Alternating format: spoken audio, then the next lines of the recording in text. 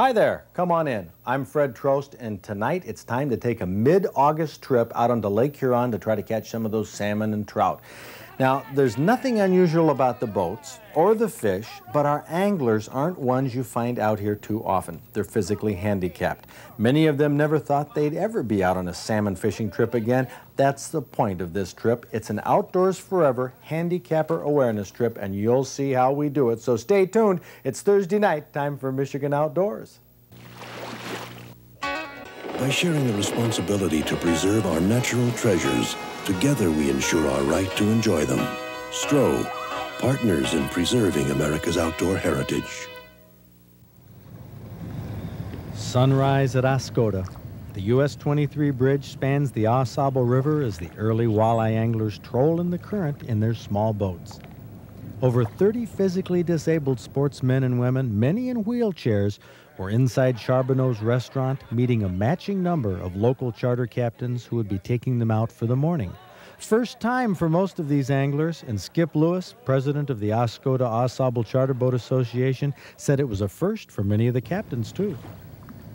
Well, we've got a lot of captains that are very nervous here. Our fishing is slightly down due to some storms that we've had, and this is a new experience for them. They want to make sure that everything goes off as well and as smooth as what we possibly can make it happen. It's a new experience, learning experience for us working with the handicap, and I think a new experience for the handicap working with the charter boat captains, and we're going to try to do our very best and have a good time out there. What are some of the concerns that the captains have had? Well, mostly I think we've got 21 wheelchair people here that we can. One of the main concerns was that the weather was good. We've got the good weather, so we shouldn't be rocking and rolling out there too much. The bathroom facilities are a concern of all of us. We know that we're not really set up to handle it, but yet we're going to see what we have to do and possibly make those adjustments for future dates. So I take it that the captains up here haven't taken people out fishing who were in wheelchairs? We have not taken that many out, no. We have a couple of boats that are geared strictly for the handicap. One of our captains here, his wife is paralyzed from the waist down in a wheelchair full-time. She drives the boat for him. His boat is set up for the handicap. His dock is set up for the handicap for loading. Artie has helped all of us, telling us what we've got to have and what type of provisions we've got to make for our boats. So hopefully in the future, after we see what we have to do here, we can make our facilities more readily available to the handicap, Fred. Well, how are you going to get 21 wheelchair users on boats without the special lifts? We have got some muscle people here. We've got some folks here that from one of the local bodybuilding clubs that have volunteered to come down and assist us in any way that we possibly can today to where we all learn what we've got to do, and then from there we can make our adjustments. Yeah, but that solves the problem. Well, it does for right now, but we want to make it bigger and better if we can. And we want to be able to have sites here and fishing pier docks here that will readily accept the people in the wheelchair. They pay their license like everybody else, and we should have the facilities for them.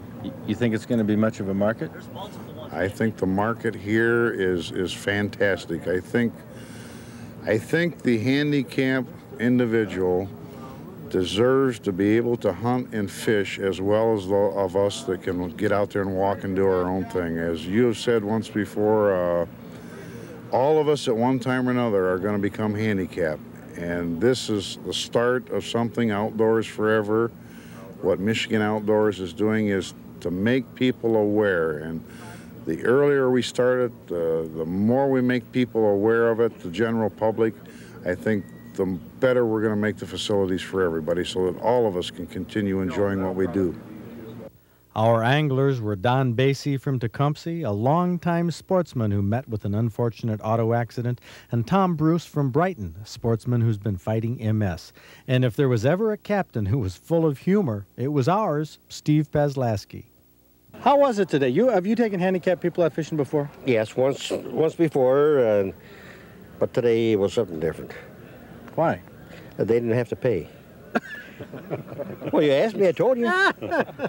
No, actually, I'll tell you what, these boys that were on the boat today, they really enjoyed it, and hey, there was something new for them. They figured they'd never go ahead and be able to fish or some darn thing, and here they are, they're fishing. And we got them a few fish, not what I wanted to get, but it happened. You got a fish! Yay! All right! Well, nearly everyone caught fish, thank the Lord for lake trout, because salmon had been scattered by a storm the day before. Now, we've heard of recreational activities that have been closed to physically disabled people because of insurance fears, but not in Oscoda. Liability. Anybody concerned about liability? Taking somebody in a wheelchair? Liability. We're all insured. Yeah. Absolutely. Some are insured $500,000, some maybe $1 million. So our charter boat, all our charter boat captains have to be at least $300,000, $500,000. It's a mandatory deal as far as the state is concerned. Well, has anybody, you know, captains, or have you ever felt concerned about taking somebody in a wheelchair out? No, I've never been concerned about that. Just grateful that that we're not handicapped like they are, and that God bless that we've got the physically ability to do what they are doing. Mm-hmm. You know, and it's just great that we can do something for them, and to prove that the handicapped people can fish as well as anybody else that are not handicapped. Were you surprised that that it was easy as it was, or? Not really. No, these fellows here handled like pros. They didn't back up from it a bit, and every fish we got, they caught. We didn't have to make any aids to them at all. And again, I just like I said here, I'm probably one of the happiest days of my life. Great. Did you know, of course, you were the guys who volunteered and showed up and said, I'll do it. Do you know of other captains who said, oh boy, I don't know if I'd want to? Oh, well, I heard there was a lot of them that wanted to, but we were the first ones to do it. So I have no idea. I can't speak for those people. Mm-hmm. But we had a ball today. We had a good time. How did the handicappers do once they got on the boat? Well, yeah, great. No problem. The only trouble we have is get them on and get them off. Mm-hmm. And we're not equipped for that. Well, I mean, I'm not equipped, but we had a good time. They did have a good time. How can anyone not have a good time fishing like this? Back at the dock, some impressive catches were weighed in, and who caught the biggest among all the handicapped anglers? Roger McCarville, the executive director of Outdoors Forever, with a 19-pound Chinook. On this day, a lot of local people, including handicappers themselves, were surprised that fishing like this was much easier than anyone would have thought. Bill Slavin from Milford said it best. What was the toughest part, just getting in and out of the boats? No, that wasn't even tough. There was no tough part today. No tough parts thanks to the Oscoda Ausable Charter Boat Association, the Lake Huron Sport Fishing Incorporated, and the Valley Chevrolet leaders who made it all possible. Mission accomplished, another hurdle overcome by physically impaired sportsmen in Michigan outdoors.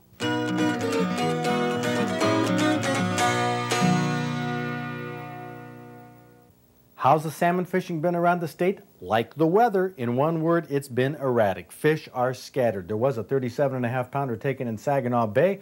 What a whopper. Dick's favorite sports remind us that lake trout season is still open in Lake Superior. They're getting limit catches of 4 to 5 pounders. As far as walleye go, not a lot of great news. They're running small where they are running. They're getting some limit catches in Saginaw Bay. Locals are getting some down around Trenton, but they're not nearly as big as they have been up to this point. As far as perch go, though, 10 to 11 inches, all you want in the south. Super in the southern part of the state, but the turmoil in the water has got them scattered in most of the rest of the state. As far as bass and bluegill goes, there are still limit catches being taken. Houghton Lake, Charlevoix, down in Lake Erie area.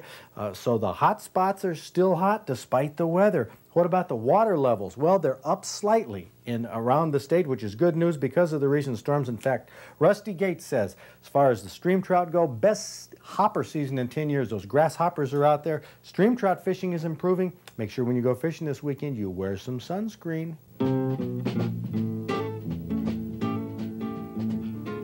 A heavy beam 12-point buck from Montmorency County was taken by Bud Teets from Atlanta 10 days into firearm season last year, dressed out at 170 pounds. Pamela Jones from Remus bagged a trophy gobbler turkey in Oscoda County. It weighed 16 pounds, had an 8 1/4 inch beard. You know, this summer's heat makes ice fishing sound really good. Look what Russ Pack from Centerline caught through the ice, jigging a Swedish pimple and minnow in Lake St. Clair, 10.5-pound walleye. Here's a stocky smallmouth bass, 5 pounds 2 ounces, 22 inches long. Bob Graybull from Elk Rapids caught it in Elk Lake, trolling a rebel crawfish. distinctive coloration on this steelhead caught off Lake Michigan, Berrien County, 18.5 pounds by Bob Bauke from Utica. From Lake Michigan off Escanaba, Arnie Dunathan's hometown, he caught this 8-pound, 13-ounce channel catfish, still fishing with a sucker minnow. After all these, this bluegill looks small, but it weighed 1.25 pounds, 10.5 inches long. Claude Craig from Scottville caught it in Fremont Lake, Newaygo County. And for using a waxworm, that's a traditional ice fishing bait, in August, we'll make Claude Craig our Michigan Outdoors Trophy Angler of the Week.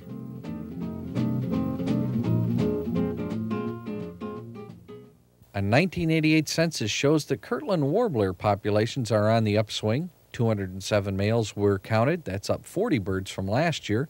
5 Kirtland warblers were also found in Wisconsin. And according to the National Shooting Sports Foundation, Texas now leads the nation in hunting license sales. Pennsylvania, the traditional #1 state, is now #2, and Michigan is #3. DNR biologists are making an effort to let hunters know that while there are more antlerless permits statewide than ever before, in the northern Lower Peninsula, there are some areas that have very few permits available. In fact, the odds in some of those areas is only 1 in 10 or worse of getting a permit. The Minnesota DNR is looking at planting large numbers of walleyes and pike near Duluth to try and stop the spread of the river ruff. The ruff was brought to the Great Lakes in the ballasts of foreign ships, and it's feared that its spread could hurt whitefish and perch populations across the Great Lakes.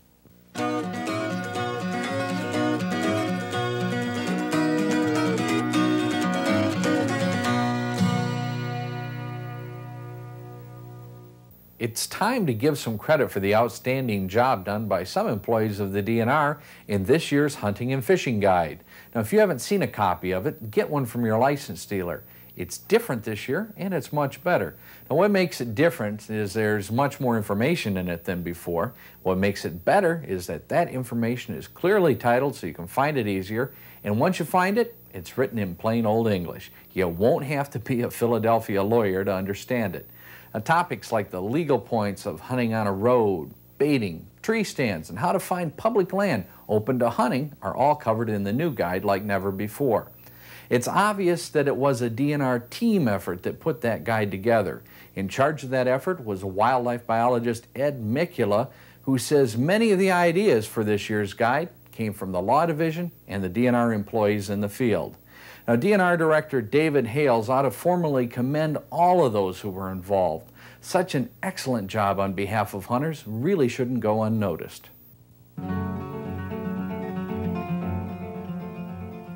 Art Basner from Dearborn Heights wrote, DNR regulations allow 5 more walleye to be taken from Lake Erie than from the Detroit River. Well, where does the DNR specify the official starting point of Lake Erie? The foot of Oak Street or south of Celeron Island? The south end of Celeron, according to the DNR. But your question brings up a good point, Art. Law enforcement officers have had cases thrown out of court because they couldn't prove the exact locations of the people they ticketed. So when you're fishing borderline waters where regulations are different, I suggest you find out from the local law enforcement people first where they judge the boundaries to be. It's the best way to save yourself a hassle. This Saturday at Fred Trost Hunting and Fishing Museum, Damien and Judy Lunning will be on hand with a display on trapping.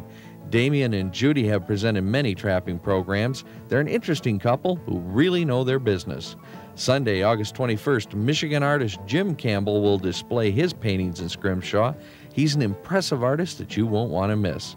The museum is air-conditioned and is located 1 block north of the State Police Post on Old 27 next to Coyle's Restaurant at Houghton Lake. Right down there on the range, we see a kid guy, a youngster who's holding a big, long muzzleloader out there. How old do you suppose he is? Oh, probably about 12. There's kids who start out. We have a match for kids who can barely hold the gun up. Oh, you see them all here. There's women, kids, a lot of men shooting muzzleloaders of all types. Now, a lot of them are the primitive muzzleloaders, and the primitive shooters like you and Evelyn who dress in the period costume, stay in your tents and teepees. But the guns they shoot, there's some guns here that don't look primitive to me, although they're muzzleloaders. They're bench guns. They're a heavier, more modern competition type of firearm. course, the one thing all of these guns have in common is that they you load them from the front and shoot them with either flint or a percussion cap. Okay, so you put the powder down in there first, patches, and then the ball. All of these shooting right here are rifles. We're going to be looking at shotguns in a few minutes, some trap shooting.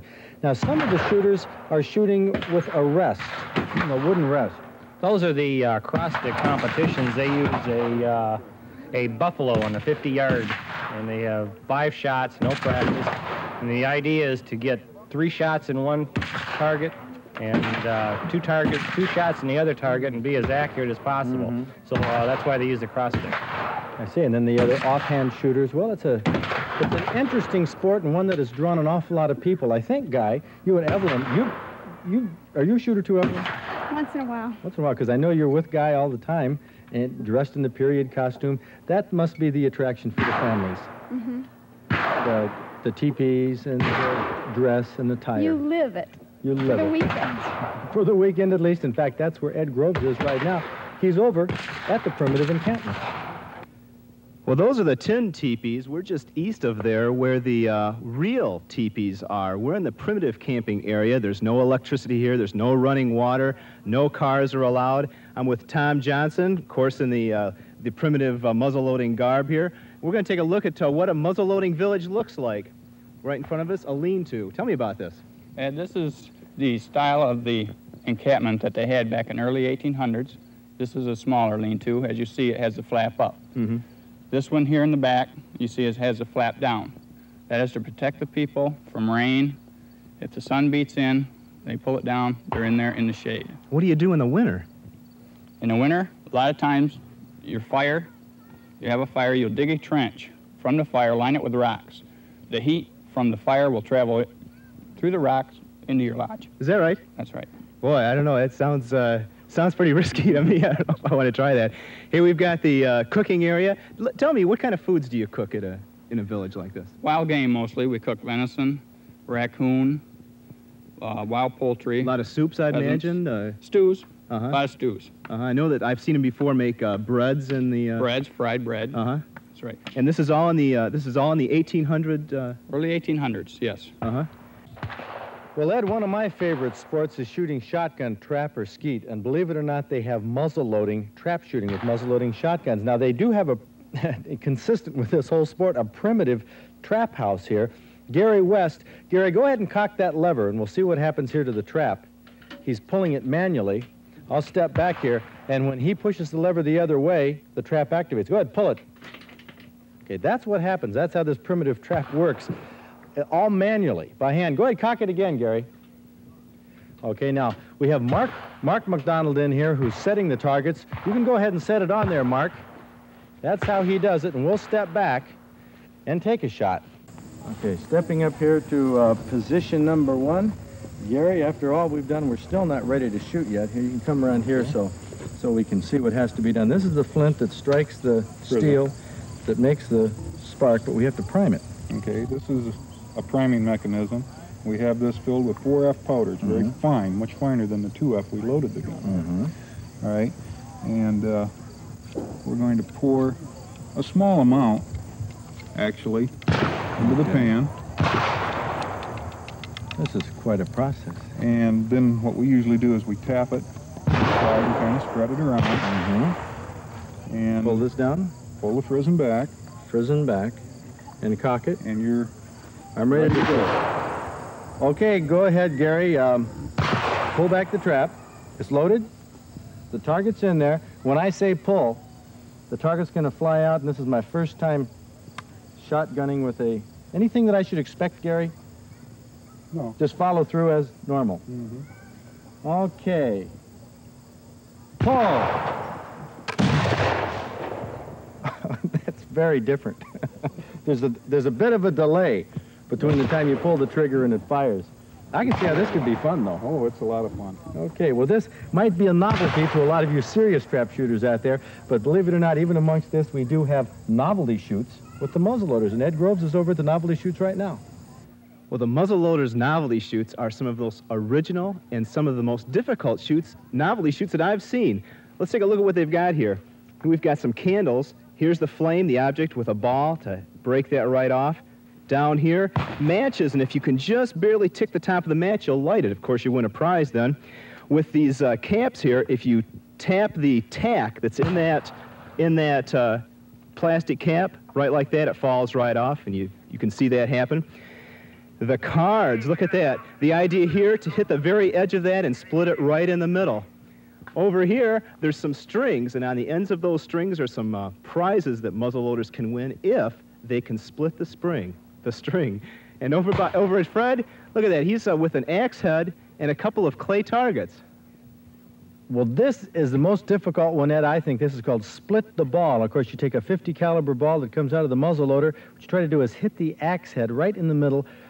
Piece goes off to each side and breaks the clay pigeons. And of course, you can see it's been done right here. There is a ball that has been split. So the guy won a prize. I tell you, quite a deal out here at the Lansing Muzzleloading Gun Club. There's a lot of things we didn't cover about muzzleloading. We will on future shows. What is a flycaster talking about when he uses the word presentation? Well, he's talking about the way the fly lands on the water and drifts by the trout. A poorly casted fly can be presented well, and a well-cast fly can be presented poorly. The fish see the presentation, not the cast.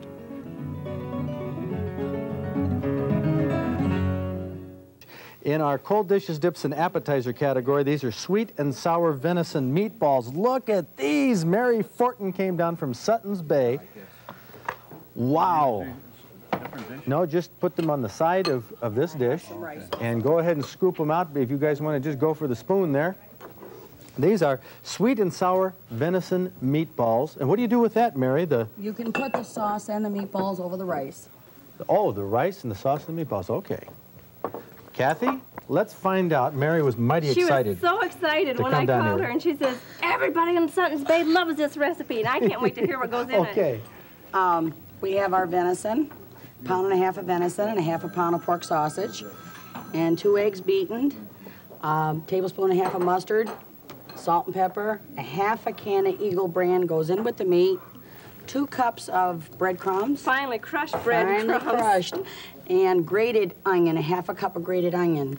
Then after you've made your meatballs into little bitty tiny ones, about 1 inch, then you get a frying pan, electric frying pan, and put about 3 or 4 tablespoons of oil, and just brown them. And when that's brown, set it aside. You add 2 bottles of chili sauce, about 4 tablespoons of Worcestershire sauce, and you add 3/4 cups of water and a half of a 5-ounce jar of horseradish. Oh, wow. And simmer it till not boil, but just simmer it so it's nice and hot. Oh, it sounds great.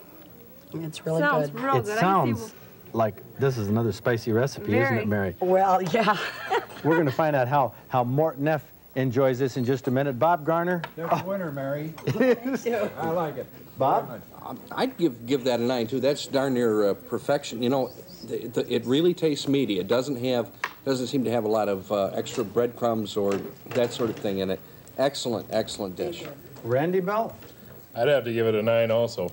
I think it's very, very flavorful. I think the actual taste of the venison is not really prevalent. I think you've got a good combination and a good blend. Thank you. Emil Dean? I'd have to give it a 9 also. I really like the flavor. The spices are real good in it. Thank you. Well, this looks like collusion, but it's all 9s. You're getting right up there. 9's a score of 36. Mary Fortin. Really delicious. Would you like a copy of each of the award-winning recipes we feature during July and August? Well, they're in the Outdoor Digest magazine, along with the mailbag and quiz questions and answers.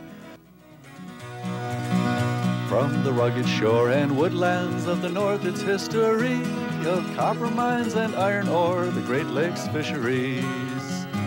To the farmlands of the southern counties, we'll look around again, and all that waits the sportsman in the state of Michigan. Next week on Michigan Outdoors, we set our alarms for 8 p.m. because we're going to fish all night with Captain Mark Martin. We'll catch walleyes, have a great recipe, plus all of our regular features. That's next week, right here on PBS. Sometimes when the moon brings out the diamonds in the snow, and the stillness of the forest lies encased in Arctic cold, the wind might whisper through the trees, listen if you can, that tells you of the beauty in the state of Michigan.